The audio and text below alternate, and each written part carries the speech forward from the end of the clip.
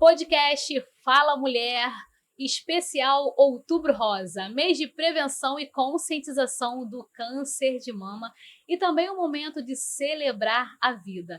E hoje nós temos 3 convidados especiais para poder falar desse assunto tão importante e para poder alertar a sociedade para se cuidar, se amar, se respeitar. É Outubro Rosa. E para dar continuidade, eu passo a palavra para Marcele Lacerda, que é apresentadora, teve câncer de mama e está conosco aqui hoje para poder falar um pouquinho da sua experiência. Marcele. Ai, Paty, obrigada mais uma vez por esse convite maravilhoso. Obrigada, doutor. Obrigada. Você nem falou ainda das pessoas, eu já estou falando. Estou me adiantando. Gente, então, sou apresentadora. Virei apresentadora, né, por um motivo assim muito objetivo. Eu fui acometida pelo câncer de mama. Eu morava em Lisboa, pandemia, sem meu pai, sem minha mãe. Aeroporto fechado, os hospitais, muitos fechando também, né? Tanto que eu não usei catéter, eu fiquei 2 anos em tratamento com as minhas veias estourando e não botavam um catéter em mim. E eu pensei assim, bom, eu vou começar a compartilhar o meu dia a dia, porque assim como eu, né, como está doendo em mim, não é só no corpo físico, dói na nossa alma, outras mulheres também estão passando por isso. Eu tinha só 34 anos quando isso aconteceu. Então, eu pensei assim, será que através do meu Instagram eu consigo criar uma rede de apoio? Eu consigo conhecer médicos? Eu consigo ser salva? Que era o que eu queria. Eu queria ter muito mais tempo de vida do que só 34 anos. E já estou com 41. Eita! Estou aqui na remissão de cada dia. Graças a Deus, né? Muito feliz. E agora eu passo a palavra para o doutor Matheus Marinho para fazer a apresentação inicial e depois para Esther. Bom, prazer, é um prazer estar aqui de verdade. É esse assunto que a gente tem que falar ao longo de todo o ano, né? É importante o ano todo. Os diagnósticos são feitos durante todo o ano, a prevenção é feita durante todo o ano. Mas acaba que em outubro a gente dá uma intensificada e fala um pouquinho mais em função do Outubro Rosa. Bom, eu sou Matheus Marinho, sou médico oncologista aqui no Rio de Janeiro, sou formado pela Universidade de São Paulo. E hoje eu atuo no Grupo Croma Oncologia, e também no Hospital Municipal Dr. Moacir do Carmo. Então, a gente vai conversar aqui nos próximos minutos sobre esse tema tão importante e espero contribuir com a conversa. Obrigada. Esther. Oi, gente. Paciente oncológica, Esther Cordeiro. Prazer, meu nome é Esther. Eu tenho 24 anos, mas quando eu recebi o diagnóstico eu tinha 23 anos. E foi uma surpresa para mim, porque eu não imaginava. E aí no começo eu não sabia como reagir, não sabia como iria ser, foi tudo muito novo, mas aí graças a Deus eu digo que a gente começa a se adaptar durante o processo, e quem diria que a menina que quando recebeu o diagnóstico só conseguia chorar, hoje estaria aqui podendo compartilhar com vocês ainda em tratamento um pouquinho da minha história. Muito obrigada, Patrícia, por ter insistido em mim. Oh, meu Deus, que coisa linda! E eu quero perguntar para vocês, o que representa o Outubro Rosa? Marcele? O Outubro Rosa, para mim, ele é muito importante porque ele me faz lembrar do que eu tive. E às vezes eu penso assim, eu acho que eu nem estou cuidando tanto do meu mental quanto eu deveria. Porque a gente fala muito de alimentação, de estilo de vida, mas ninguém fala do mental, né? Essa é a real. A gente está assim, não, vamos fazer exercício, vamos deixar de comer, fazer... Mas e o mental? A gente não cuida muito do mental. Então, eu acho que no outubro eu fico me policiando mais, infelizmente só no outubro, eu tenho que melhorar isso, mas aqui a gente está para falar a verdade. Essa questão do lado mental, né? Então, faz eu relembrar, faz eu vivenciar aquilo e entender o meu propósito. Porque hoje, para mim, não existe fazer outra coisa do que estar com meninas e mulheres, acolher essas pessoas, ensinar o pouquíssimo que eu tenho para ensinar. Não sou doutora, não sou nutricionista nem nada, sou uma pessoa curiosa que tento colocar 1000 práticas, mil coisas diferentes em prática e, por enquanto, está dando certo. Então, não briga comigo, doutor. Doutor Matheus, fala pra gente o que representa o Outubro Rosa para o senhor. Bom, eu acho que antes de falar o que representa, a gente precisa entender a importância, né? O câncer de mama é o câncer que mais incide mulheres hoje, hoje no Brasil, é o câncer que mais mata mulheres hoje no Brasil. Então, não é por acaso que a gente precisa falar disso. Principalmente porque existe um meio de rastrear esse tumor, essa doença, logo no início. E a gente sabe que quanto mais precoce, quanto mais cedo for esse diagnóstico, menor vai ser aquela doença e maior vai ser a chance de cura dessa paciente.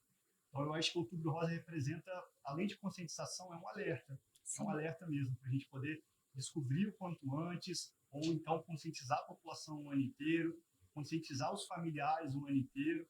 Então, acho que acaba sendo esse o principal objetivo que eu vejo assim, durante a campanha do Outubro Rosa. Sem esquecer que a gente tem que rastrear, Sim. que a gente tem que tomar cuidado o ano inteiro, não é só no mês de outubro. Eu falo sempre sobre isso, né? Outubro Rosa faz muitas palestras.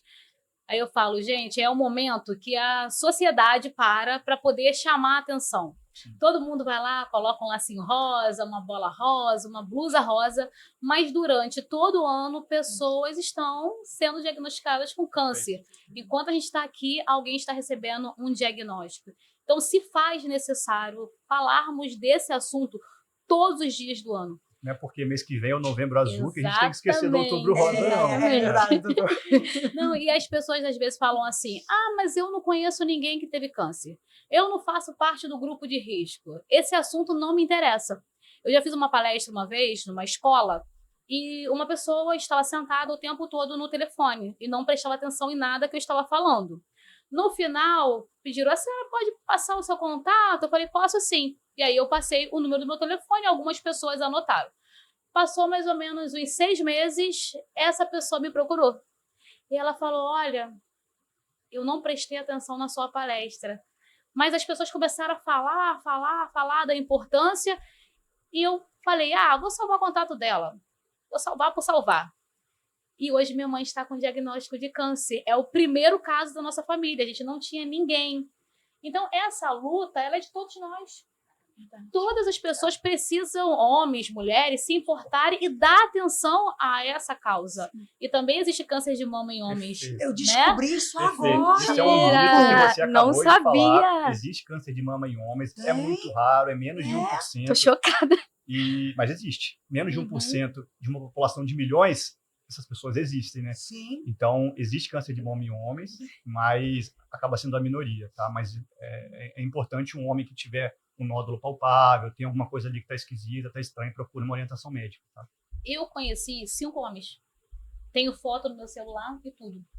De ficar com a mama igual uma bola de basquete, fazer quimioterapia, fazer cirurgia, a pessoa está bem. Graças a Deus, conseguiu passar por todo o protocolo. E conheci outras pessoas que sentia quando pegava peso, aí começou a sentir um caroço, foi fazendo a palpação, aí procurou mastologista, fez mamografia. Homem faz mamografia.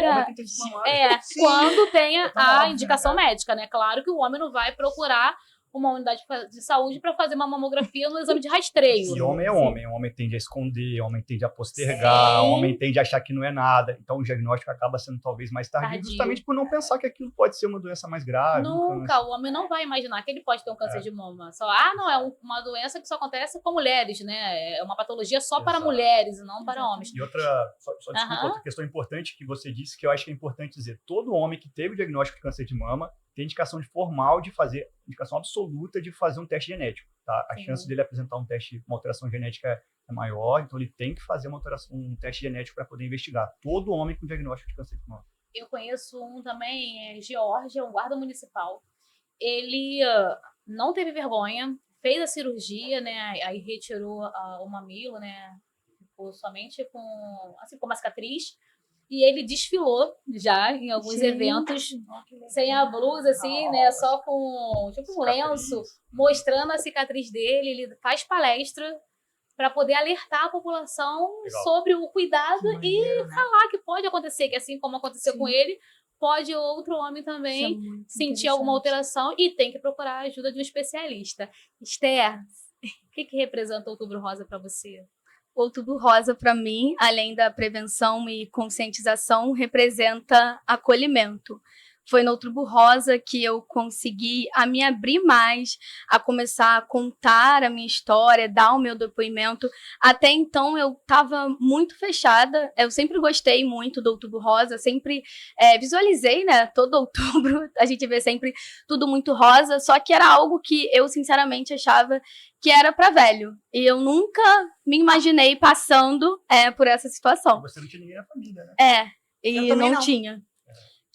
Sendo que eu passei com minha mãe, ela teve garganta e pescoço, não sei os nomes técnicos, doutor. Orofaringe, né? E eu passei todo esse processo com ela de radioterapia. A princípio, o tratamento dela era paliativo, porque estava muito avançado, era mais de 10 nódulos aqui, o rosto dela ficou deformado, enfim. Aí deram até os médicos, chegaram a dar 6 meses de vida para ela, só que graças a Deus ela viveu mais 4 anos com a gente, ficou bem, e aí não faleceu exatamente do câncer, mas é uma longa história, voltando para o Outubro Rosa. E aí, quando eu me vi passando pela essa situação, eu descobri em novembro de 2024, então tinha acabado de passar o Outubro Rosa. Só que é interessante que no Outubro Rosa, eu já estava investigando. E aí eu entrava na faculdade, eu via tudo aquilo rosa e vinha assim na minha cabeça, vai lá, tira foto. Só que eu falei, eu não vou, eu não tô com isso, eu não quero. Eu tive um pouco de preconceito com o Outubro Rosa, porque eu já estava investigando, só que eu não queria acreditar que seria o câncer de mama. Então tudo que era rosa, eu queria sair correndo. E aí eu descobri em novembro, comecei o processo de quimioterapia em dezembro. Para resumir um pouco, né? Passei recentemente por 2 cirurgias, agora fui encaminhada à radioterapia. E aí, por conta da Patrícia e outras pessoas, comecei a ficar mais aberta ao Outubro Rosa. E entender que além de conscientização, prevenção, é acolhimento, é onde a gente encontra amor e carinho, e tem muitas pessoas que abrem as portas, assim, estúdios de estética, de maquiagens. Então, assim, gente, eu tô aproveitando essa oportunidade, tô aproveitando esse 0800, tô participando de oficina, de cursinhos, o que tem de graça me chamando, eu tô aí. Ontem ganhou peruca nova. Ontem ganhei uma lace nova, 100% humana, né? Fiquei toda boba. Participei do evento que teve também, do hotel e diversas outras coisas. É aquilo, um 0800, eu tô aproveitando. Eu olho pra Esté, assim, eu tenho uma filha de 24 anos, tenho uma de 23. E quando eu vi a Esther pela primeira vez, doeu no coração. Sim. Né? Eu falei, você? Ela, eu sou paciente.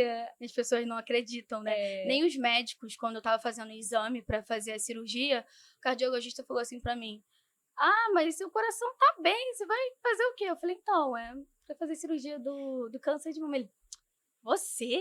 Eu falei, sim, Eu já conheci antes, né? Como eu falei, a paciente Dayana, ela foi diagnosticada também com 24 anos, passou por todo o processo. Graças a Deus, ela agora tem um filhinho que deve ter uns 3 ou 4 meses. Então, assim, eu conheço outras pacientes, mas eu achei até que você tinha menos que 23 anos, Sim. porque ela tem um rostinho, né? De novinha. 17. E eu falei pra ela, olha, você Acabei tem de que fazer 24 participar anos. das ações. Sim. E eu vou... Posso abrir meu coração aqui? Pode. Ela falou assim, eu não quero ainda que as pessoas saibam. Não tô pronta. Que eu estou passando por esse processo. E o doutor Matheus até falou, todo mundo, cada pessoa tem o seu tempo, né? Todo mundo tem um tempo de absorver, de entender e de achar, olha, eu quero falar agora. Sim. Ou não quero falar e tá tudo bem. Tá tudo bem. O apoio continua o mesmo, o abraço continua o mesmo, o acolhimento continua o mesmo. A Patrícia até me perguntou, por que você não participa das coisas? Eu falei, Patrícia, esse negócio de foto, eu tô correndo disso. Negócio de foto, de rede social, eu tô correndo dessas coisas. Aí teve um evento lá no Total Tênis Team, lá em Niterói. Aí eu fui lá e falei, Natália, que a Natália é minha filha, hoje ela está como presidente do Instituto Unidas pela Vida, eu estou como presidente de honra. Eu falei, convida lá as meninas para poderem participar. E a Natália botou no grupo. Aí aparece lá, Esther e Verônica. Verônica com 30 anos e Esther com 23, agora que ela tá com 24. Aí eu falei assim, vocês vão falar hoje. Aí ela, o quê? Vocês vão falar hoje. Aí chamei ela lá na frente. Até esqueci como falava. Aí ela começou a contar a história dela. Como que foi receber esse diagnóstico. Fala um pouquinho pra gente, Esther. Sim. Como que Então, foi esse momento? Deixa eu te perguntar uma coisa. No início, Sim. como você desconfiou? Sim. Pronto. Pode falar olhando pra gente aqui. Tá, Não precisa olhar, é olhando pra gente aqui que a Tá câmera bom. tá te captando lá. Então, eu perdi a minha mãe em março de 2024. E aí, minha vida já mudou muito, porque eu sou a mais nova de 7 irmãos. Todos já são casados, têm suas vidas. E aí, eu tive que ir morar com a minha irmã mais velha. Então, isso já mudou um pouco a minha vida, a minha rotina. Daí, tudo bem, trabalhando, estudando, como eu até comentei. Eu coloquei na minha cabeça que eu não queria dar trabalho para minha família, mesmo sendo mais nova, eu queria ter a minha independência. E continuei a minha vida, né? Exatamente, sim. E aí, em maio, eu senti. Não, em julho. Perdão, porque por conta da quimioterapia, eu fiquei um pouco esquecida. Em julho, no meu período de menstruação, a minha mama já é maior. E aí ela ficou mais inchada. Só que passou o período e ela continuou no lado direito. E aí eu fiz assim e senti um nódulozinho. Como a minha irmã mais velha, que é com quem eu convivo, é enfermeira, e eu já sabia, assim, que tem, não exatamente de mama, mas a família já tem um histórico de câncer, eu chamei ela e falei, mesmo assim, com muita vergonha, porque é algo muito pessoal nosso, né? E aí eu falei assim, Railane, eu senti um nódulozinho. E ela falou assim, dói? Eu falei, não. Aí ela, preocupante. Vamos fazer uma ultra. E lá mesmo onde ela trabalha, ela conseguiu, com as doutoras, prescrever, eu fiz uma ultra, levei num postinho de saúde. A médica falou assim, Esté, não dizendo que é nada, mas aqui a gente não tem como te tratar. E me encaminhou para o Espaço Rosa. Aí eu fui, cheguei lá no Espaço Rosa, aí marquei a consulta com o mastologista, ele viu direitinho, e da ultra ele pediu a biópsia. E aí, em agosto de 2024, eu fiz a biópsia. Depois que eu fiz a biópsia, começou a crescer muito e o que não doía começou a doer. Eu comecei a sentir muitas dores, falta de ar. Só que, assim, quase ninguém sabia que eu estava investigando. Então, todo mundo relacionava tudo emocional. Ah, é por conta que você perdeu sua mãe, você não tá sabendo lidar, não sei o quê. Eu já com tudo aquilo na cabeça, sabendo que eu estava investigando. E aí o resultado que era para sair em um mês, eu não lembro exatamente o que aconteceu no laboratório, porque foi tudo pelo SUS, demorou um pouquinho. E aí o resultado saiu em novembro. E nesse período Quase 6 meses depois. Isso. E aí eu já estava assim, quase já não estava indo trabalhar mais, porque eu já estava sentindo muito cansada, passando mal mesmo. Eu estava sentindo assim, pesar, porque o tumor já tinha evoluído bastante. E aí eu peguei o resultado da biópsia e escondi, porque na minha cabeça não ia ser nada, era apenas um nódulozinho. E eu sabendo que minha irmã é da área da saúde, eu falei, não a gente não vai sofrer por antecipação. Falei, seja o que Deus quiser. E aí, nesse dia, ela me acompanhando em todas as consultas, eu fui sozinha. Bem menina mesmo, peguei a biópsia, me arrumei toda e falei, não vai ser nada, porque eu sempre fui cristã, então assim, eu sempre tive muita fé em Deus desde que eu nasci em berço evangélico. Então, na minha cabeça, assim, eu falei, não, meu Deus, eu tenho fé, não vai ser nada, não vai ser nada. Positividade sempre, eu também sou muito positiva. Eu falei, positividade sempre, vambora. Aí acordei cedinho, fui escondidinha. E aí fui chamada para consulta. Só que o meu médico mesmo, o meu mastologista, ele estava de férias. Então foi outro mastologista. Ele não conhecia minha história, procurou conhecer um pouco a minha história. E aí ele abriu a biópsia. Eu lembro que ele olhava assim para a biópsia, olhava para mim. Aí ele está, eu posso ver? Eu falei, não, ficava. Aí ele viu novamente. E ele demorou um pouquinho, você trabalha, estuda e tal. E eu conversando com ele, né? Eu tinha acabado. Porque quando eu comecei a investigar, eu tinha 22 anos. Faço aniversário em outubro. E aí eu tinha acabado de fazer 23 anos em outubro e recebi o diagnóstico em novembro. Aí ele foi e falou pra mim: é um câncer de mama. E aí eu falei, não. Ele falou, sim. E aí eu comecei a chorar. Aí ele, calma, tá tudo bem. É porque, assim, a gente associa muito o câncer à morte. Exatamente. E eu já tinha passado tudo isso com minha mãe. E eu vi que a minha mãe, ela ficou muito debilitada, muito doente, muito dependente das pessoas. Eu falei assim, meu Deus, eu não quero isso pra mim. E aí me bateu o desespero e na hora ali eu comecei a chorar. E ele falou, não, a gente tem que ligar pra sua família. E na minha cabeça eu não queria preocupar a minha família. Só que a minha irmã, por me conhecer, ela já estava a caminho, que ela sabia que eu tinha consulta. E aí quando o pessoal do acolhimento do Espaço Rosa ligou pra ela, ela já estava a caminho. E aí eu chorava muito, e a psicóloga conversou comigo, a Daiane, o pessoal conversou comigo.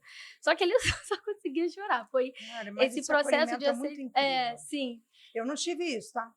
Ai, graças a Deus que eu Tive tive. isso não. E o Foi assim, o pessoal. negócio é o seguinte: você tem Não. 50-50. Tu tens morava em 50. Portugal, Morava em Portugal. A gente Ele- percebe Desculpa, a galera, diferença- falar de A vocês. diferença do acolhimento querer. da medicina Ele me acolheu brasileira muito. e a medicina É porque europeia eu e engajo americana. bastante com Portugal, Sim. por isso que eu tô pedindo desculpa para eles.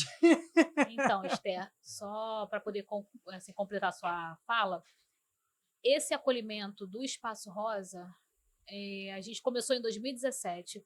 Quando a gente via o paciente receber o diagnóstico, o médico falava: você está com câncer. Tinha pessoas que gritavam, tinha pessoas que saíam correndo, tinha pessoas que Imagino. rolavam pelo chão, tinha gente que questionava: Deus, o Senhor não existe. Tinha gente que tentava arrancar o seio. Era algo assim surreal. E eu falava, Realmente. gente, ninguém está preparado para receber Não um tá, diagnóstico não tá. de câncer. Independente Não, de religião, De tudo. de classe aham. social, É independente de muito, qualquer é o que eu falo coisa. para as pessoas, assim, eu escolhi viver de uma maneira leve, mas, gente, é um diagnóstico muito Pesado. pesado, é muito pesado. E eu tava no auge, assim, da minha vida, né, fazendo as coisas, e aí quando ele falou, eu logo pensei, meu cabelo caindo, eu logo pensei, eu ficando careca, eu sempre fui muito vaidosa, sempre tive muito esse cuidado pessoal comigo, e no começo eu falava, minha irmã até mencionou isso há pouco tempo, no meu aniversário, fazendo um discurso, que eu falava pra ela, eu falei, eu não vou fazer o tratamento. Aí eu fui, parei de chorar, e peguei o diagnóstico e tal, e aí começou a minha luta, que eu costumo dizer, né, faz exame ali, corre pra lá, corre pra cá, pra poder ver como seria o tratamento. E aí o médico falou, olha, a gente não vai poder operar, porque tá em um tamanho acima do que precisa para fazer a cirurgia, então a gente vai começar com a quimioterapia. E aí ele viu assim, seu cabelo é tão bonito, pra quê? Mas gente, Aí já foi outro médico. De Aí ele, mas seu cabelo... Mas ele não falou por mal, porque ele tava tão sensibilizado com a minha história, que ele falou assim pra mim, seu cabelo é tão bonito. Aí eu saí de lá e eu falei pra minha irmã, eu não vou fazer. Eu não vou fazer esse tratamento, eu não vou perder o meu cabelo. Ela falou assim, Esté. Aí foi aonde teve esse confronto comigo mesmo. Você é a pessoa que fala de Deus, que fala para as pessoas que o Senhor ele pode curar, ele pode salvar, por que não com você? E aí eu comecei a ter que pregar para mim, foi aí que a minha chave virou. E aí eu comecei a olhar no espelho e falar, é verdade, meu Deus. É o Senhor que cura, é o Senhor quem salva, é o Senhor que restaura. E para viver, eu vou fazer, e eu vou fazer o que tem que ser feito, mesmo que doa muito em mim. Porque eu já estava vivendo o luto da minha mãe, o luto da minha tia, que também faleceu em novembro, irmã da minha mãe. E aí eu ia ter que passar por esse luto, que é um luto perder o cabelo, a sobrancelha, os cílios, tudo. É um luto. A mama, né? O Cai seio. tudo. E mulheres, né? O seio, tudo. Exatamente, a autonomia, a rotina, tudo. Os médicos dizem uma palavra muito bonita. Você vai dar uma pausa. Mas, gente, a gente não tem que dar uma pausa, não, a gente tem que parar mesmo. A gente tem que parar, se cuidar e depois voltar. Sim. E aí eles falam, você tem que dar uma pausa e tal. Ok, aí eu comecei, fiz a quimioterapia, caiu todo o meu cabelo. Eu pensei que eu ia ficar pior, mas graças a Deus o Espírito Santo me confortou muito em relação a isso. Então, assim, eu fiquei muito bem. Eu sempre fui uma pessoa muito natural. Eu não gosto de cílios postiços, unha postiça. Eu nunca gostei de nada disso aí. Mas eu fui e me adaptei à lace. Aí me adaptei a uma lace, depois me adaptei a outra. Aí terminei a quimioterapia em maio de 2025, no final de maio de 2025. E aí, em junho, veio a notícia que meu irmão faleceu. Ele infartou num sábado de manhã e a gente recebeu a notícia. Então, como que a pessoa irmão, não tem nada, né? Exatamente. Rede de apoio. E, doutor, foi muito engraçado, porque, assim, as pessoas pensavam que quem ia morrer era eu, né? Porque eu tava fazendo o tratamento do câncer e meu irmão bom me ajudando no processo, ele que faleceu. Então, foi assim... Foi um susto muito grande. E tudo que tinha evoluído na quimioterapia por conta dessa forte emoção, acabou que eu retrocedi um pouco e tive que ir imediatamente para a cirurgia. Aí fiz a primeira cirurgia. Com 18 dias da primeira cirurgia, descobri que eu ia ter que voltar fazer uma nova cirurgia, porque deu metástase na axila. Pré-linfonodo. os linfonodos. Isso. Eu também. Sentinela, né? E aí eu voltei, a primeira cirurgia foi em julho, a segunda foi agora, recentemente em agosto. E aí eu fiquei 15 dias em casa, usando dreno, aquela coisa toda. Não, 15 dias, bem mais, né? Porque eu tinha acabado de fazer uma, fiz outra, então eu falei, meu Deus, tava aguentando, parecia aquele pessoal da caverna. Eu imprimi um calendário e fiquei riscando os dias, porque eu já tava É bem isso aí. Mas ficando passou, louca. né? Mas passou, Graças exatamente. a Deus. E aí, agora eu fui encaminhada para radioterapia, já tive as primeiras 2 consultas, já estou com as marcações para começar a radioterapia, em processo de fisioterapia também, porque eu perdi um pouco a mobilidade do braço por conta de 2 cirurgias Usa almofadinha? muito recentes, eu uso, agora eu uso no pescoço, que é maravilhosa. Ela Tem que contando fazer. aqui, o tanto de gente por trás do tratamento de paciente com câncer de mama, que às vezes fica muito focado ali no cirurgião, no oncologista, Sim. radioterapeuta, psicólogo, nutricionista. Tudo, exatamente. É uma equipe, né? É uma muita gente equipe, por trás. E a gente exatamente. precisa valorizar Fazer essas todo esse pessoas, acompanhamento. sabe? Sim. Muitas vezes a gente acaba esquecendo mesmo de falar dessas pessoas que são muito Exatamente. importantes no processo. A psicóloga foi importante para você. Foi. Não, na verdade, a minha psicóloga, ela falou assim pra mim, você tem uma cabeça muito boa. Porque, realmente, não é fácil lidar com tudo, mas foi o que eu falei até no outro depoimento que eu dei. Mas a minha vontade de viver me fez superar tudo isso, assim, uma vontade incrível de viver. Se eu já queria antes, agora, falei, meu Deus, eu quero mais ainda. É emocionante, E né? mesmo que, assim, fosse muito difícil, é o que eu sempre falo, eu não escolhi ser vítima. Eu escolhi ser autora e eu falei, eu vou lutar porque eu quero viver. E eu fui conhecendo muitas mulheres no meio desse processo, e aí eu fui parando para pensar, porque no começo a gente pergunta muito a Deus por quê. E eu perguntei isso, sim, porque não que algumas pessoas mereçam e outras não, mas eu falei, meu Deus, sempre fui uma pessoa boa, sempre procurei fazer tudo direitinho, honrar meus pais, ter meu caráter, minha conduta. E aí eu acabei de perder minha mãe e descobri, né, o diagnóstico do câncer, e para de trabalhar, e para a faculdade, e você não pode mais fazer isso, você não pode mais fazer aquilo, não pode pegar sol. E eu sou uma pessoa jovem, às vezes tudo que eu queria é ir na praia, você não pode ir na praia, você tem que fazer isso, não pode fazer aquilo, e a minha cabeça ficava, meu Deus, o que faz? Não come açúcar, não come doce.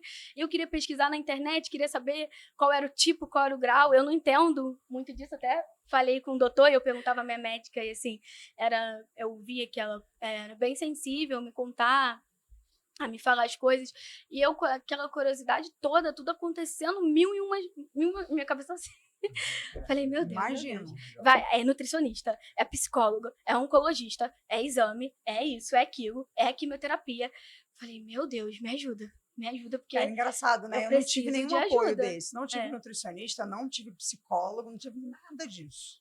Isso tudo no SUS. Eu tive Tudo só pelo no SUS. mas eu fiz pelo SUS de lá também. Lá não E tem tive um nada tratamento que disso. consegui muito rápido, graças a Deus. Nada. E meu médico falava pra mim, a indicação é essa aí. Vê o que você quer fazer.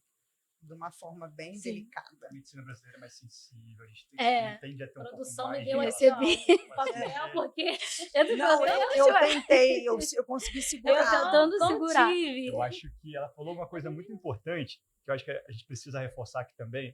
Câncer de mama é um diagnóstico, mas nem todos os cânceres de mama são iguais. Existem subtipos de câncer de mama diferentes. E a gente, vez ou outra, ou vez em sempre, na verdade, pega as pacientes se comparando. Sim. Mas eu fiz tal coisa, por que eu não fiz? Por que fulano fez? Por que eu tomo tal coisa?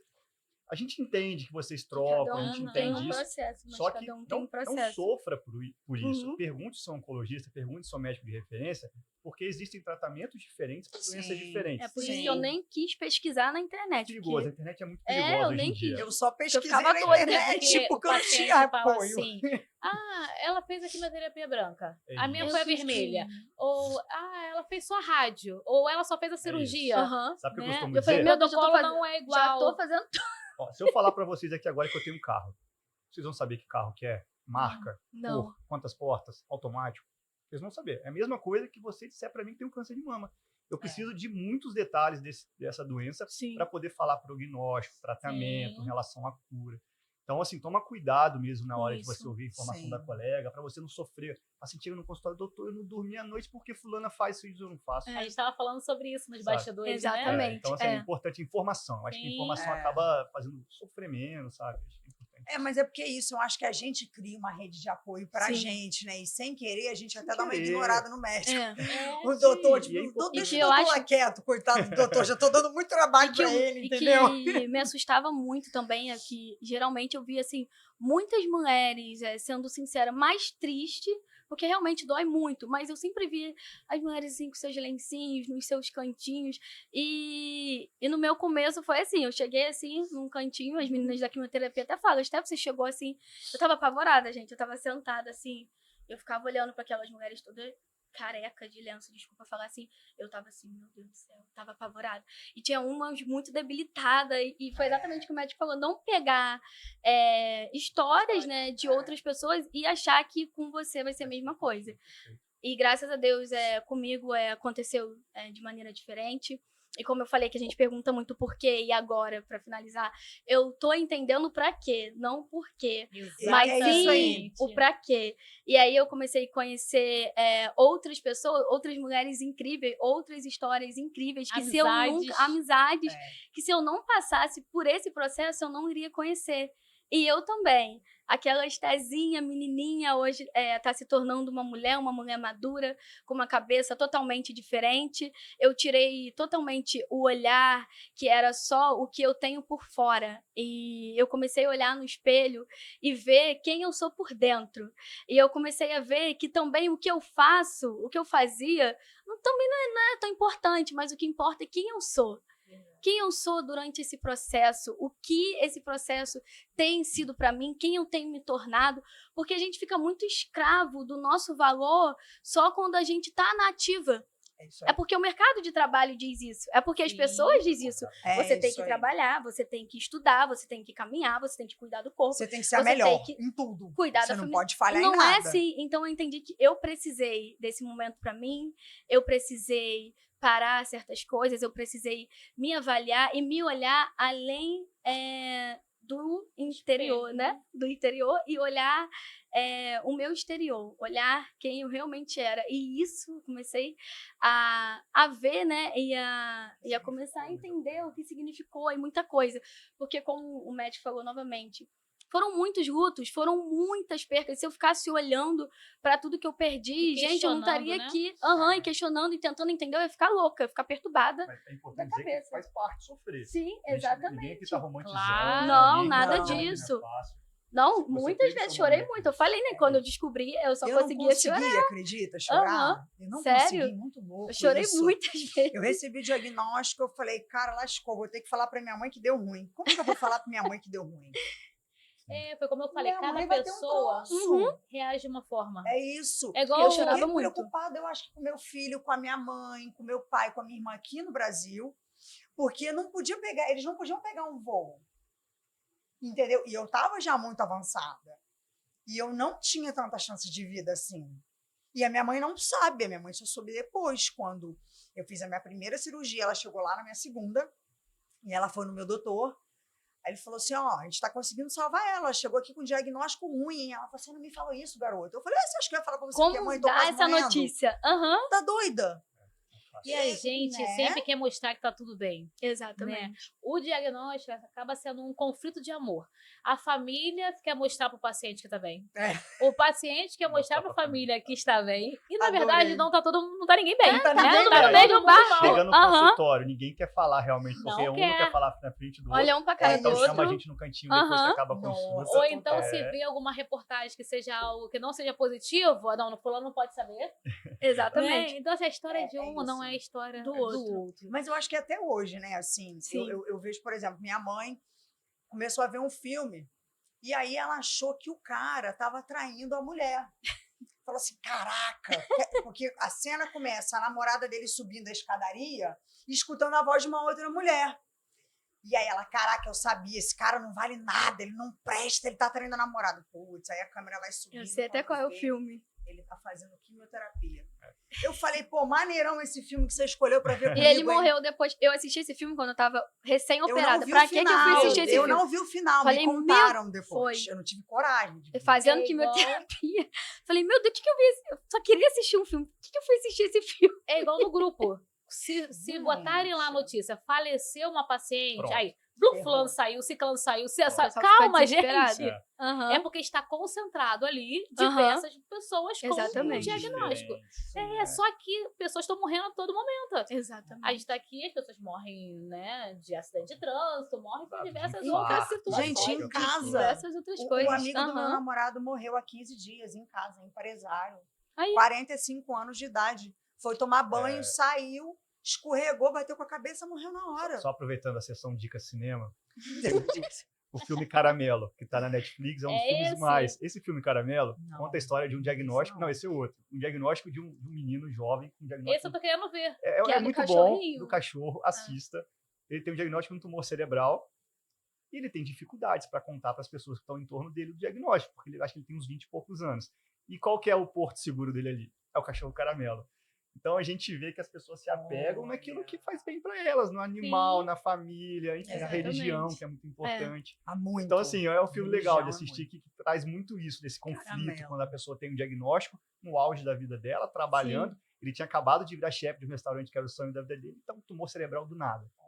Então imagina tudo que gera em torno. É um filme legal para Verdade. assistir, recomendo. É, as pessoas têm comentado É. sobre esse filme. Eu vou ver, não vi ainda não. Eu também ainda não. Não vou contar o final. Agora eu tô É. evitando. Ó, sem spoiler. A Esther, na fala dela, ela pontuou que quando ela recebeu o diagnóstico, começou a ir para a internet, começou automaticamente a cortar o açúcar, começou a mudar a alimentação. E é isso, a gente joga a bola pro doutor Ferrou, Matheus. doutor. É, agora eu quero saber se eu posso comer Doutor chocolate. Que eu vou Matheus sair daqui Marinho. e vou comprar uma barra de chocolate. Não, pelo amor de Deus. doutor. Agora, Marcele, a gente vai ter que falar sobre mitos e verdades.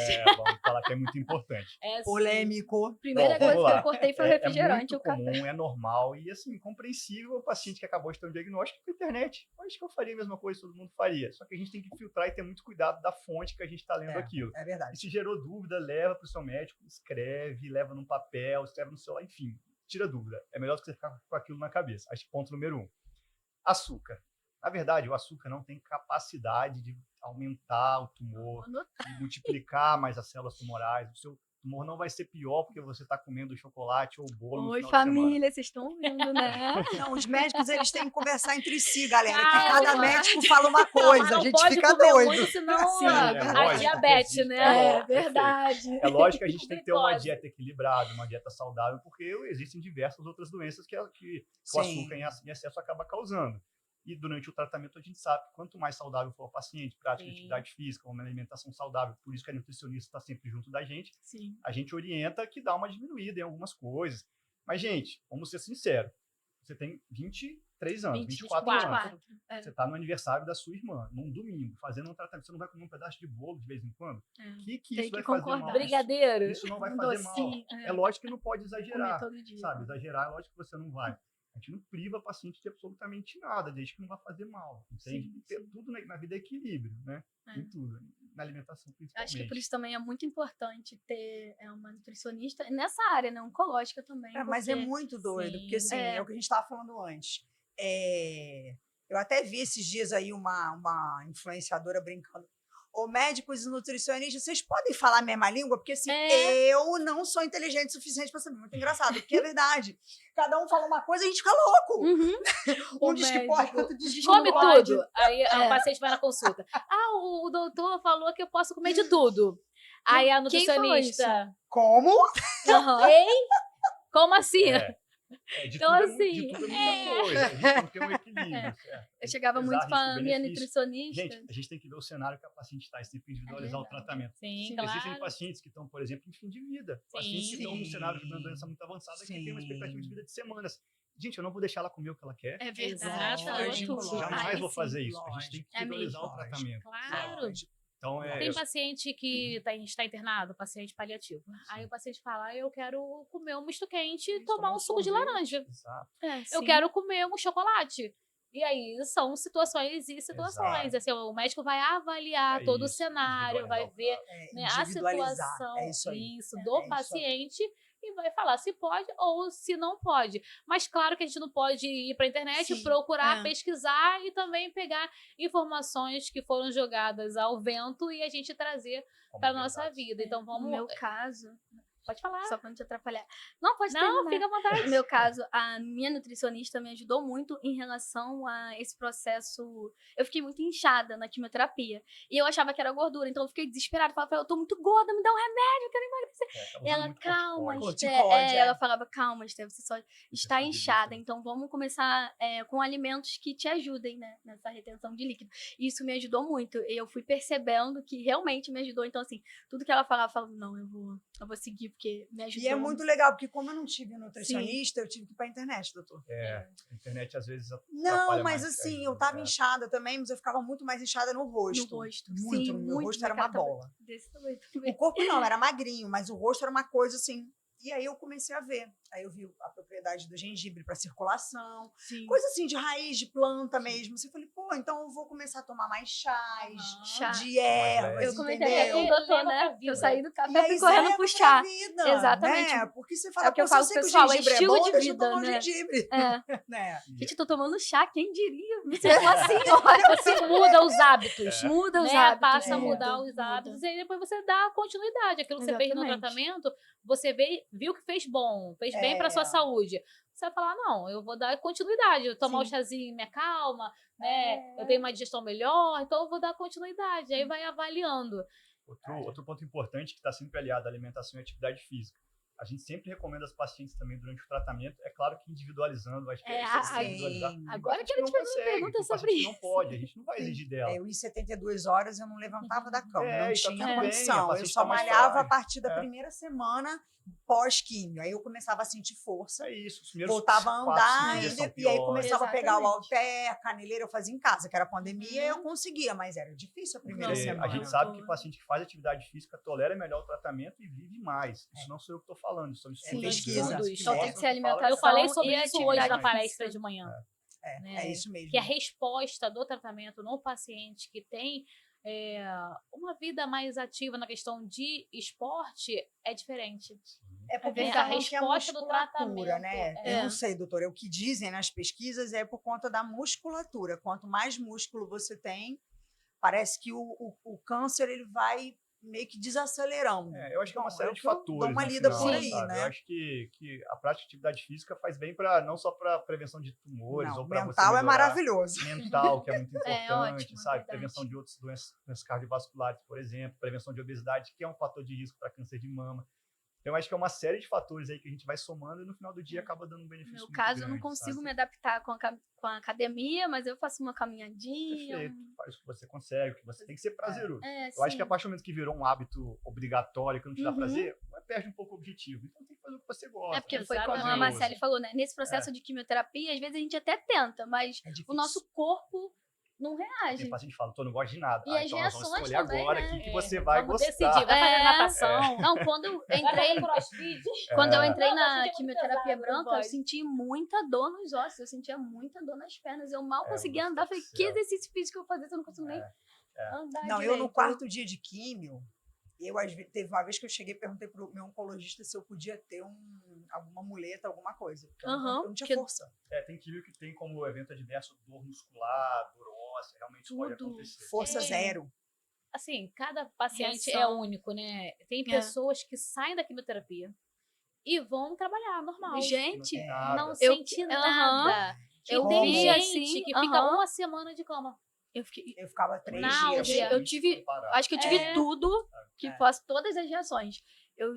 Eu vomitava, saiu várias manchas no meu corpo, dores no meu Você corpo. tinha ressecamento? Ressecamento. Gosto ruim, Nossa, ressecamento. um gosto beber ruim água. na minha boca, Água um parecia gosto caco de amargo. vidro. Eu gosto que quando Horrível. falaram que a quimio era vermelha, você achou que era químio muito Que era forte, pior. Eu com falei, certeza, não, que é só importante. essa daí é vai ser. vermelha. Agora, quando mudou pra branca, que foi minhas dores no corpo, que foi quando saiu as manchas, que na vermelha eu só fiquei muito enjoada. Vomitava. Eu também. Vomitava. Mas dor eu só também não vomitava. tinha. Dor A gente não teve a tinha. mesma reação, tá vermelha vendo? que cai o cabelo. Isso. Exatamente, por isso que a gente acha que é isso é pior. uma questão importante também. E as minhas veias também estouraram, foi tudo na branca. Tudo na branca. De forma informal, Meus assim, a cílios gente acaba também. dividindo o tratamento em fase vermelha e fase branca. Aqui no vermelho, aqui no branco.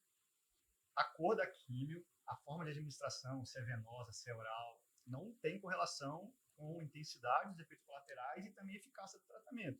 Isso é um protocolo que é criado. Sim. Aqui no vermelho é vermelho porque o remédio é vermelho, é só Não, dá pra ver que é vermelho mesmo. Um remedinho vermelho, que é a doxorubicina, que é um tipo de E nos primeiros dias até a nossa urina sai vermelha. Sai, Hormônio da laranja. coloração, Laranja, exatamente. Mas aí não é porque ela é vermelha que ela é o terror. que Ela- tem paciente que fica super bem, tolera super bem, e com a branca às vezes tem mais efeito colateral. tem Eu efeito tive adverso muito pior. mais com a branca. Eu também. Para todo protocolo, a gente tem remédios profiláticos.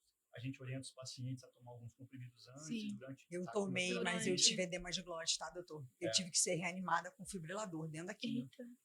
Porque eles achavam que, como eu tinha tolerado bem a vermelha, não tinha tido nenhuma reação, Sim. igualzinha a você. Não, vou dar só comprimido 48 horas antes, para alergia, caso ela A tenha mesma alergia. Caraca, eu tava de máscara. Cara, Deus é muito maravilhoso. Jesus na minha vida. O médico veio falar Amém. comigo na hora que eu tava desfalecendo. Eu fiz assim. Foi quando você trocou da vermelha pra branca. Não, e aí eu paguei. Aham. Eu me lembro da última cena, todo mundo correndo, injetando coisa na minha veia e eu não vi mais nada. Aí quando Isso eu é acordei, eu muito falei, será que eu louco. tô viva? Claro. Sim. Porque eu sabia que eu tava morrendo. Sensação de morte mesmo.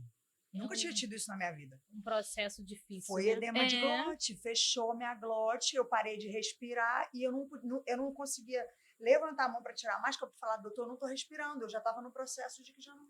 E a questão da mas imunidade gente, isso também é na exceção, branca. tá? Não é, isso aconteceu Isso é exceção, comigo. isso é raro. A maioria fica super bem, a gente tem uns efeitos colaterais que a gente maneja bem, Sim. como os comprimidos. Talvez tenha alguma coisa que a gente consegue Coceira, eu manejar. também senti É coceira. raro isso, tá? Teve coceira? Coceira. Tive É coceira. Não, a gente importante, assusta, né? é importante. É importante frisar. falar, doutor, mas É. é o que aconteceu Outro- comigo, outro né? ponto também que assim, chama a atenção, Marcele foi diagnosticada com 34 anos. Tinha história de câncer na família? Não. Esther com 22 anos, 23, né? 23, agora está com 24.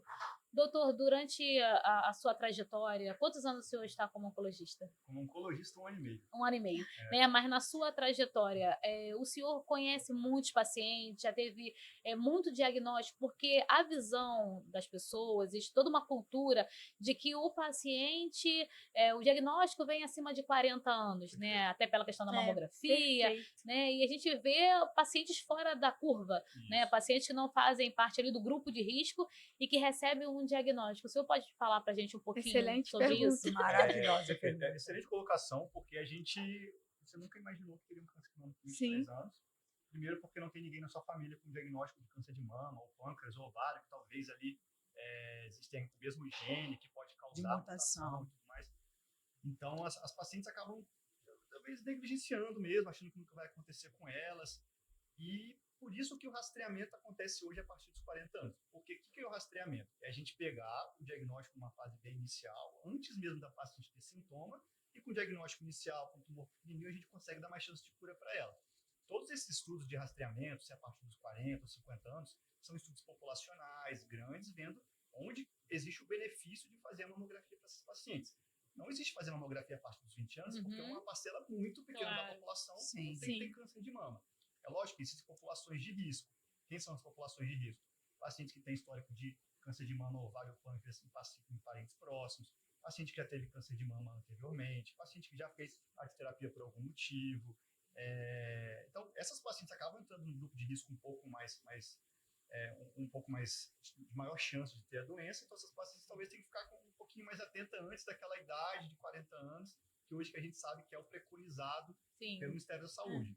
Então, atenção, informação importante. A partir desse ano, mudaram as recomendações em relação ao programa de rastreamento da mamografia. Eu vi. Até antigamente era com 50 anos, a partir de agora 40 anos, e a partir do primeiro exame normal, a partir de 2 anos. Então, você faz o exame, está tudo bem? Exame bianual, segundo a recomendação do Ministério da Saúde.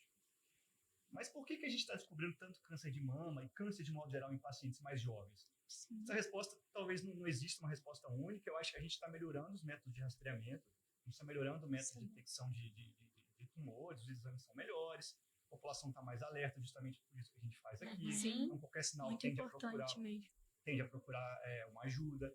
E eu acho que hábito de vida, que acaba sendo um fator muito importante aí nesse cenário. A gente come mal, a gente tem uma vida Dorme mal. a gente tem uma vida super estressante, de cobrança, a gente faz pouca atividade física, a gente tende a ser uma população mais obesa, não no Brasil, mas tem países aí que tem uma população obesa muito grande.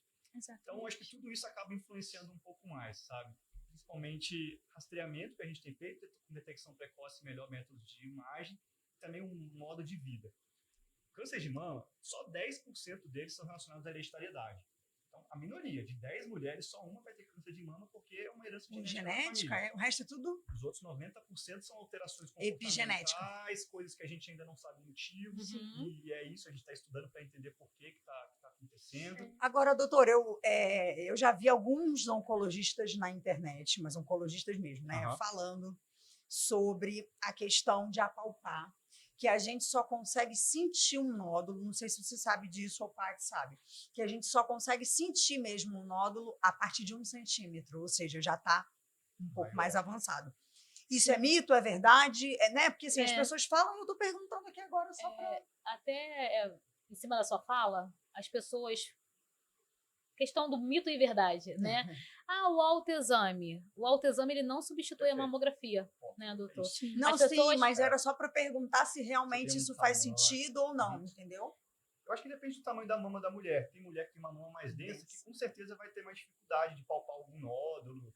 Tem uma mulher que tem uma mama um pouquinho menos densa, que vai ter um pouco mais de facilidade. Só que também, assim, o autoexame, a mulher palpando, a mulher não sabe a técnica correta de palpar o nódulo, se aquilo é nódulo, se aquilo é só gordura. Então, por isso que eu falei que eu chamei minha irmã correndo. Difícil, né? É muito difícil. E o médico também tem capacidade de dizer que aquele nódulo ali é um tumor. Se é benigno ou se é maligno. Se é maligno. Né? Lógico que fazendo um exame físico, um nódulo mais duro, um nódulo grande, tendência que talvez seja alguma coisa mais do mal, digamos assim. Só que a gente só vai comprovar esse diagnóstico fazendo uma biópsia. Sim. Então, o autoexame e o exame do seu médico palpando a sua mama não substitui a mamografia. Sim. Eu até te perguntei sobre se eu poderia fazer, né, a mamografia. Lembra no começo? Sim. Aí você me tirou essa dúvida. Vai começar a fazer mamografia todo ano como forma de rastrear possível segundo primário, uma doença que possa ter voltado. Não, e a mamografia também, ela não fecha o diagnóstico, né? A mamografia, ela vai pontuar ali, vai mostrar que tem uma imagem altamente suspeita, se for, dependendo da categoria do BIRAD, né? Sim. Aí tem categoria 0, né? 1, 2, aí 3 acompanha a cada 6 meses, a gente já fica mais 4 e 5. Mas eu conheci pacientes também de BIRADs 4 e 5 que no final não era câncer. É isso. Né? Então, assim, não é, BIRAD 5, meu Deus, vou morrer amanhã. Não tem diagnóstico ainda. Espera, não sofre por antecipação. Aguarda sair realmente, de fato, lá se é câncer ou não, para a pessoa iniciar. E graças a Deus tem tratamento. É verdade. Então agora vamos partir aqui para nosso quiz aí. Gente, vamos lá. Vamos rodar aqui. A conversa tá boa, senão não eu vou acabar tirar o primeiro. Vamos lá. ver. Calma aí.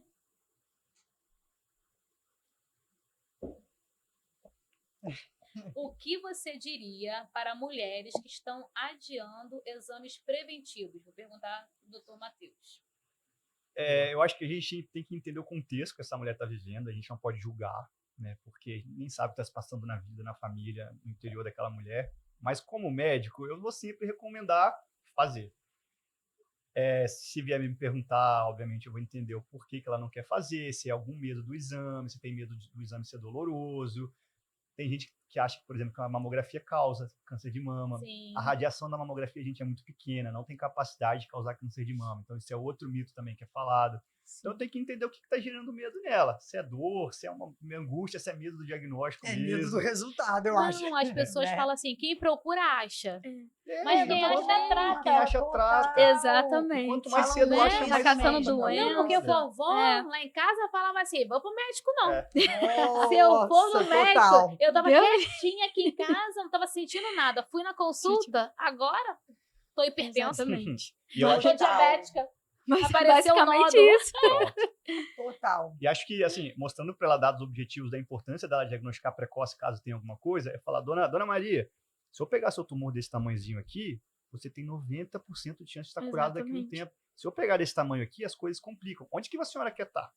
Ela fala, vou Porque querer estar pode aqui. evoluir Então para Então vamos outros fazer, lugares, vamos. né? E aí você tem que tratar a paciente de acordo com o que ela está ali na frente, Sim. o jeito dela entender, qual é Agora, o grau de doutor, instrução dela, tudo isso é importante. é uma pergunta. Dizem que na pessoa mais jovem é mais rápido por conta, né, dessa proliferação das células e ter metástase e tal. Sim. Isso é verdade mesmo, né? Quando o paciente tende a ter um diagnóstico mais jovem, a gente fica com muito medo dela ter o diagnóstico triplo negativo, que tende a ser uma doença mais agressiva e com uma chance de multiplicar mais rápido e Não mais tenho chance de ter medo, né? metástase. Não, tô É com o medo, não vou nem subtipo, falar nada. é o subtipo que ela acabou tendo, né? Mas ela Sim. pegou uma doença muito no início, felizmente, está tratando. Mas realmente, isso é uma verdade. Pacientes jovens tendem a ter uma incidência maior de tumores mais agressivos, principalmente triplo negativo. E aí a gente usa um índice chamado KM7, que é o tanto que essa célula multiplica. Multiplica, e esse índice é muito alto. Então, essa célula está multiplicando muito Foi que rápido. nem eu falei, que depois que eu fiz a biópsia, o que eu senti assim, daqui a pouco parecia que já tinha tomado A toda gente precisa tratar essa esses pacientes parte muito de rápido. cima. Sim. Eu tô perguntando isso, doutor, E porque graças foi o a que Deus eu aconteceu consegui comigo, esse né? tratamento Eu tive todo que sair rápido. correndo.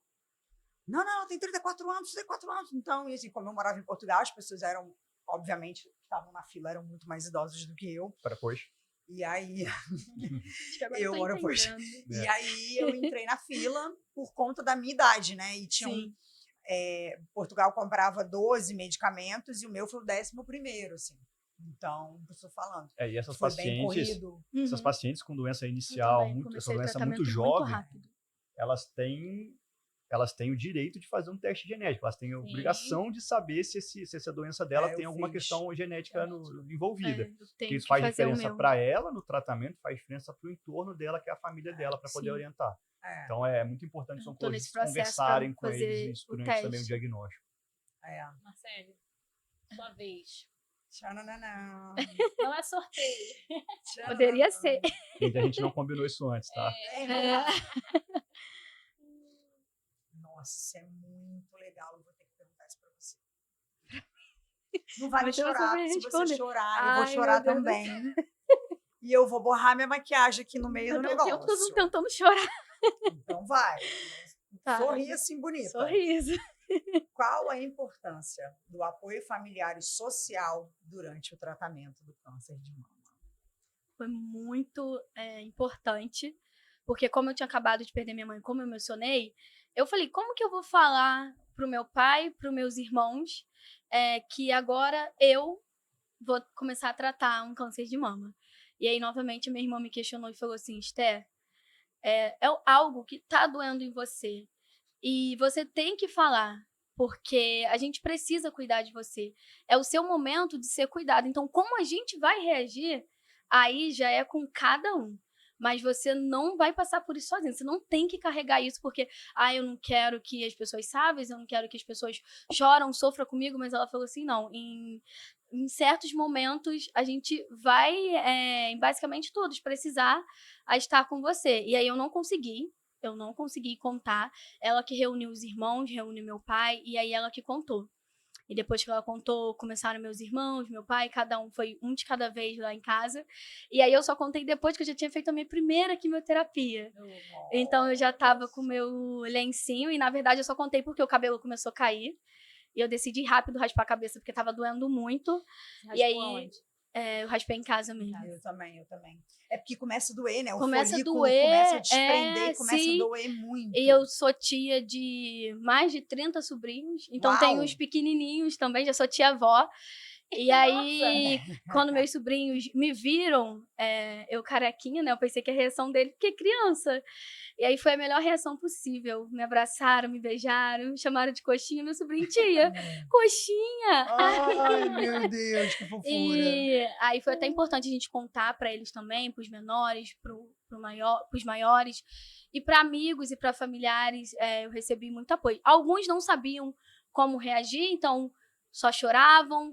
Outros preferiram se calar, não conseguia falar nada, preferiram até se afastar durante um tempo e depois falaram, Esté, eu não sei que palavra falar, não sei o que dizer. Eu falei assim, tudo bem.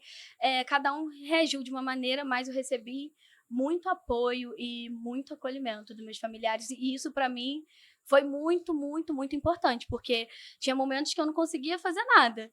E aí, realmente, eu precisei dessa rede de apoio para poder, né, me ajudar, até na questão da alimentação. Quando eu passei pela cirurgia, que eu coloquei o dreno, eu sentia tanta dor que até para tomar banho eu precisei da ajuda Então, eu da fiquei minha 3 irmã, dias sem tomar banho, né? Porque que minha não mãe não tinha estava no ninguém. Brasil. Não tinha- Sim. Na verdade, eu tinha uma pessoa, mas era um fantasma que morava na mesma residência que eu. Então, vou até falar, Infelizmente. familiares, amigos, apoia, Parceiros. abraça, parceiros, mesmo que doem vocês, mas pensa que na pessoa tá doendo bem mais, porque é ela quem tá passando por isso. É verdade. Então, assim, abraça, acolha, fica perto, mesmo que seja, eu não consigo te ver careca, eu não consigo. Fica perto, apoia, porque é isso Às que a vezes gente não precisa precisa. falar A gente precisa, nada. não precisa É, falar às nada. vezes só um Exatamente. abraço. Só um isso. abraço, E dentro é do que isso. você falou, que Esther, tem gente que fala e fala besteira. Tem isso Nossa, também. Não e falem muito. besteira, tá? E é muito, verdade, né? muito. Falando Nossa besteira, Senhora. Não, Aí e eu, o aí a minha cabelo vontade falou assim, por que você cresce. não raspa o seu também e Sabe espera a coisa crescer? pior que eu ouvi? Eu falei, nossa, tô ficando feia, tô ficando cheia de ruga, tô careca, sem cílios, sem sobrancelha, não sei o quê. Vaidade com câncer? Você tá louca? Falei, entendi. Esther, Nossa, como que dentro ninguém da escuta sua isso? resposta que você falou da questão do apoio da família, existe muitas pessoas que acabam sendo abandonadas pelos próprios familiares, inclusive pelos maridos. Uhum. Estudos apontam que 70% dos casos das mulheres diagnosticadas com câncer, o marido, o parceiro, o companheiro vai embora. E aí a mulher se vê sem cabelo, sem os cílios, sem a sobrancelha, sem a mama e sem a pessoa que ela imaginava que estaria do lado dela na hora que ela mais precisasse. E foi assim que foi criado o Grupo de Apoio ao Paciente Oncológico Unidas pela Vida, que hoje é um instituto no qual você está usando uma camisa. Fazendo parte agora. E o que representa esse apoio de pessoas que você nunca viu na vida, que você Exatamente. conheceu após o seu diagnóstico, mas que, de certa forma, viraram parte da sua família, Sim. parte do seu processo e que você vai, com certeza, levar pro resto da vida. É o que eu falo com as amigas que eu conheci, que pra gente é muito melhor compartilhar com alguém que tá passando e que entende e que sente a mesma dor que a gente. Porque tem pessoas que não conseguem entender. E às vezes uma coisa que a gente tá sentindo parece que vai passar, não sei o quê. Quando a gente conversa com alguém que tá passando por isso, aí você começa a perceber que não é só comigo. Aí, olha, também foi assim. E a gente começa a compartilhar histórias, vivências. E o que eu aprendi muito no Unidas pela Vida, nesse processo todo, né, da oncologia, é que sempre vai ter alguém pior que você. Então, eu aprendi a não me apegar à minha dor, como se ela fosse a única coisa que existisse. Não, só minha dor, porque sempre vão ter pessoas passando por algo pior que você. E se eu tenho um par de chinelo, tem pessoas que nem têm chinelo. E se não tem um chinelo, tem outras que não tem nem o pé, tem outras que não tem nem as pernas. Meu Deus. E aí eu comecei a ver isso, que coisas assim, que doía em mim, outras pessoas também doía, e doía muito mais. E isso você começa a se abrir e olhar também para a dor do outro. E isso eu vi muito na Unidas pela Vida. Eu lembro que quando eu liguei para uma amiga minha, né, falando para ela que eu ia passar por outra cirurgia, ela falou assim, amiga, calma, porque assim, ela já estava finalizando o processo e teve que passar novamente. Depois se puder até cortar o começo do nome que eu falei da pessoa, só para não... que eu não sei, né? Mas isso daí eu falei, poxa, eu já querendo murmurar por conta que eu ia passar por outra cirurgia e alguém já passou por tudo e agora tem que passar novamente. Então é isso, a gente não viver apegado à nossa dor, a gente também entender a dor do outro e se apoiar e se acolher. Isso é muito bom. E esse projeto é maravilhoso, Unidas pela Vida. Eu até estava conversando com a Tamires, né, sua filha, ontem, que no começo eu tinha um certo preconceito, eu vi assim, no começo eu tinha preconceito com tudo. Porque, na real, eu que não estava muito bem, Muito né? bem. Aí eu vi, assim, muito de longe, mas quando eu comecei a participar, das coisas agora que eu tô, assim, mais junto. Gente, que lindo, que lindo e que lindo.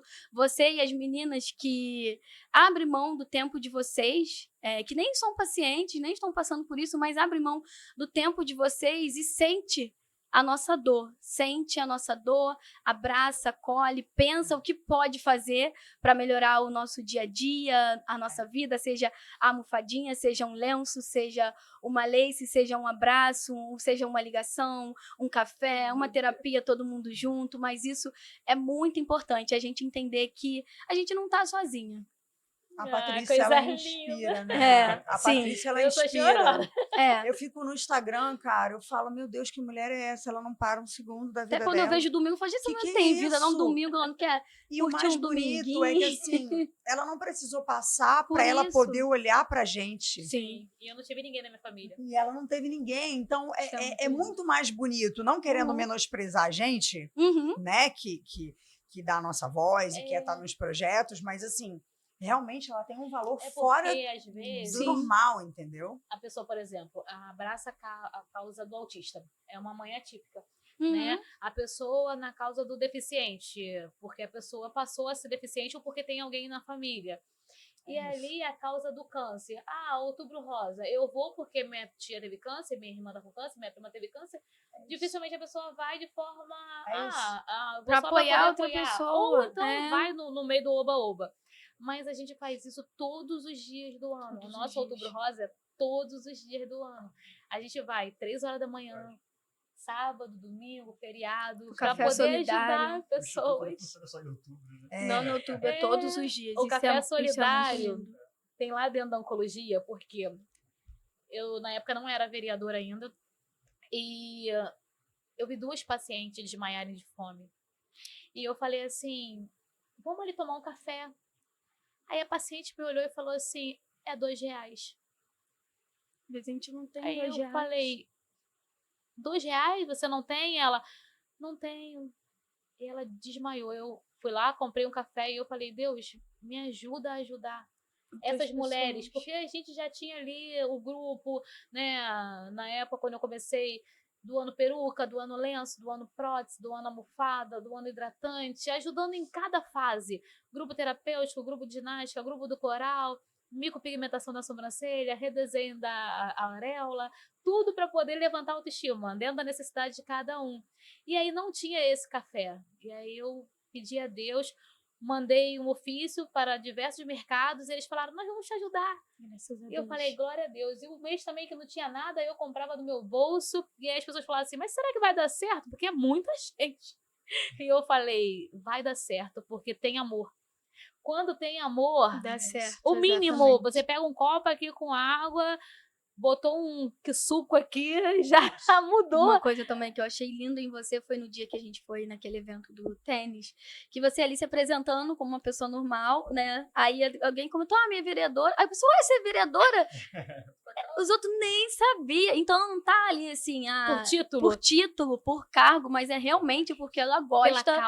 Pela causa. E é por amor. E isso que a gente precisa mesmo. Meu Deus. Nossa, não tem ela é maquiagem aqui, mas é aguente. verdade. Eu te conheci de longe, Patrícia, mas assim, quando eu te conheci de perto, eu falei, gente, realmente é a Patrícia das redes sociais. Essa mulher realmente é real. É essa pessoa. Ela realmente é essa pessoa. Porque assim, a gente tem realmente muito preconceito com vereadores, com pessoas que estão ali no ramo da política, muitas vezes quer só usar da imagem, só chega ali, faz uma coisinha e sai. Não. Você tá ali por trás das câmeras, você tá na frente das câmeras. Eu tenho certeza que se te ligar, você também vai estar, porque ontem você tava lá no evento, tava falando com outra pessoa sobre sepultamento. Eu falei, E não era, eu tinha que falar, gente, não é um paciente, é outra situação. Porque a gente já tá ficando desesperado. Porque a pessoa me ligando falando de sepultamento, aí os pacientes começaram uma a olhar pra cara da outra, será que é um paciente oncológico? Eu falei, não, gente, não é paciente, é uma outra pessoa precisando de ajuda, calma. É porque a gente só pensa isso mesmo. Né? Vamos voltar aqui pro nosso potinho. Senão, é o pote rosa, é transparente, mas na nossa mente ele é rosa. Como lidar emocionalmente com o medo de fazer exames ou receber um diagnóstico? Quer perguntar para alguém? Você. Para mim? Eu acho que passou por isso, imagino que não tenha sido fácil esse processo lá no início. Porque é interessante que quando as mulheres chegam pra gente muitas vezes também, elas estão só com um diagnóstico ali, elas não sabem qual o estágio da doença. Sim. Então é um outro momento de aflição ali, até a gente entender qual o real estágio, se a doença tá ali quietinha, se a doença tá um pouquinho maior ou se ela tá avançada. Então isso gera um grau de ansiedade muito grande nelas também. Sim. Como é que foi pra você? Então, eu aprendi com uma amiga minha russa. É verdade. Ela é A chique, ela é esquentar a cama para você trocar de roupa depois que você tomar banho, debaixo do cobertor, porque as casas em Portugal são muito frias. E eu brinco, nunca mais falei com ela quando eu estava doente, ela fala, a gente se falava, mas depois que eu voltei pro Brasil, a gente bem engraçado, perdeu contato. E eu brincava com ela que fala que salvou minha vida. Porque eu só consegui ver o nódulo que estava porque eu tinha prótese de silicone. Então ela estava camuflada na prótese, é o que você falou, a mama densa, essa coisa toda. A minha mama direita ela era densa e eu ainda tinha prótese. Então, assim, era muito difícil de ver em pé. Então, quando eu fui botar meu roupão, eu fui para um lado, quando eu olhei, falei, que é isso? Eu liguei para uma amiga minha, aí fiz uma chamada de vídeo com ela, ela trabalhava com medicamento para oncologia, uma brasileira, amiga minha até hoje, que mora lá, em Portugal. E ela mandou espremer e sentir dor. Ela, amiga, você tem que sentir dor. E eu comecei a ver o desespero dela, ela sumiu da câmera e continuou falando. Eu vi que a voz dela mudou. Eu falei, cara, o que tu tá fazendo? Ela falou, não, amiga, porque não tá legal isso que você tá falando pra mim. Eu falei, então tá, cara, já fala pra mim o que é, porque assim, eu prefiro que fale a verdade pra eu poder fazer essa gestão dentro de mim do que eu ficar nessa ansiedade de eu não saber o que é. Ela falou, liga pro teu oncologista. Deu ruim. Eu liguei pro meu oncologista, que é carioca, morava lá também em Lisboa. O último voo que ele estava daqui para Portugal. Passou vários exames para mim e o que fez eu ver que realmente a situação estava muito pior do que o que eu poderia imaginar, que a minha mãe daqui do Brasil achava que era aquele nódulo de gordura. Foi quando eu fui fazer o ultrassom, né? Eles chamam de ecografia lá, e era um doutor mais assim, devia ter uns 70 e pouco, ele fazia falando, não é possível, baixinho assim, tipo, não é possível. Ou seja, aí eu falei, ô doutor, a situação tá muito ruim, né, pro meu lado, assim, só para eu entender, porque eu queria entender, porque eu vejo dos médicos, doutor, você até pode me falar isso, que tem essa coisa, tem esse tabu, não sei se foi em Portugal, pelas pessoas realmente, o europeu tem mais essa coisa, o brasileiro fala mais, abraça mais, agarra mais. Não sei como é que é aqui, né? Mas assim, quando você recebe o diagnóstico, mas lá é um tabu, então é um cochicho, é um olhar diferente, é uma coisa que você sente que estão falando de você e que está muito pior do que você pode imaginar, entendeu? Então eu não tive tanta ansiedade, porque graças a esse médico português, quando eu vi que a situação estava complicada, eu já tinha entendido que o negócio tinha degringolado. E aí não teve nem ansiedade, que eu cheguei no mastologista no dia seguinte, com o resultado, que eles começaram a correr. E essa correria no meio da pandemia, com tudo fechado, também me fez entender que eu já estava numa coisa muito mais avançada, porque quando você está no início, tem uma calmaria. E lá eu também tratei no SUS, entendeu? E lá o SUS é lotado, tinham 3.800 mulheres na fila com câncer de mama. 3.800 mulheres na fila para receber o medicamento. Em 2020, porque os hospitais estavam fechados por conta da pandemia. Essa pandemia foi um reflexo muito, muito ruim assim, para a gente como oncologista, porque a gente parou de fazer exame de rastreamento durante 2 anos, praticamente. Não só para câncer de mama, colo de útero, pulmão, cólon, próstata. Então, os pacientes chegaram para a gente num diagnóstico muito avançado ali, a partir de 2023, 2024. Eu ainda fazia residência lá em São Paulo, e a gente pegou muito paciente muito grave chegando, sabe? Enfim, em função do contexto, que a gente sabia que estava acontecendo a pandemia, os hospitais fechados, clínicas fechadas. Então, a pandemia foi uma coisa horrível, claro, mas para o câncer, especialmente, também afetou muito a gente. Não, eu tive lá no hospital que eu tratava, eu tive oncologistas que abandonaram pacientes. Abandonaram. Na pandemia. Vamos passar aqui um potinho agora para Esther, que a gente já está indo para o final. Já! É a pergunta do milhão. É a pergunta do milhão. Eu tô nem conseguindo ler. legal, Mister. Qual a importância do autoexame e da detecção precoce do câncer de mama?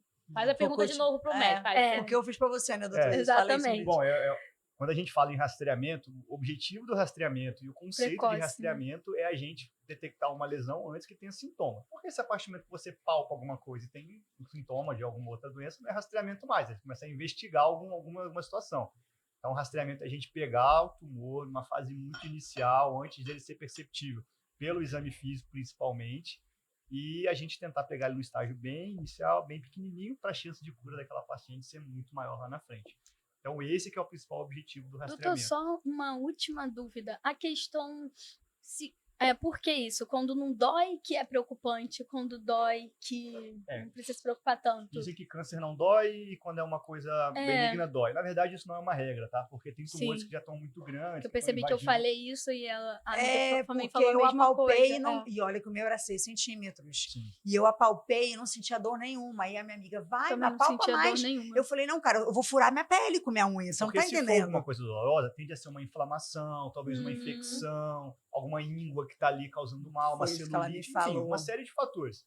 Quando é uma coisa indolor, é lógico que vai depender do tamanho dela, né? Uma lesão muito grande, que está invadindo o vaso, está invadindo o nervo, principalmente, ela vai causar dor, vai causar incômodo, sabe? Então, isso não é uma regra. Não é porque não dói que é câncer, não é porque dói que não é câncer. Não existe uma regra, tá? É bom saber disso, né? Isso é Porque bom, isso assim, é a minha muito bom experiência foi isso. Aperta, É. se não doer. E a minha Não, foi não tem uma basicamente quando eu correlação. contei, quando a minha irmã falou, dói, eu falei, não dói? Ela, Tá vendo? A gente teve a mesma. Preocupante. A gente teve a Sim. mesma experiência aí. Então, estamos indo para o final de mais um podcast. Fala, mulher! E as mulheres falaram Rapidinho, hoje. Eu, viu? no O meio pessoal dessa mulherada estava com aqui, tô vergonha. privilegiado. Eu tive que fazer um story antes para poder dizer à população que nós teríamos um homem presente. Porque sim. o podcast é Fala Mulher, então os homens só podem participar se for para falar assuntos referentes a nós Se for mulheres. doutor oncologista. É um mas privilégio estar aqui no meio desse monte de mulher forte aqui. Então nós vamos agora para a mensagem final.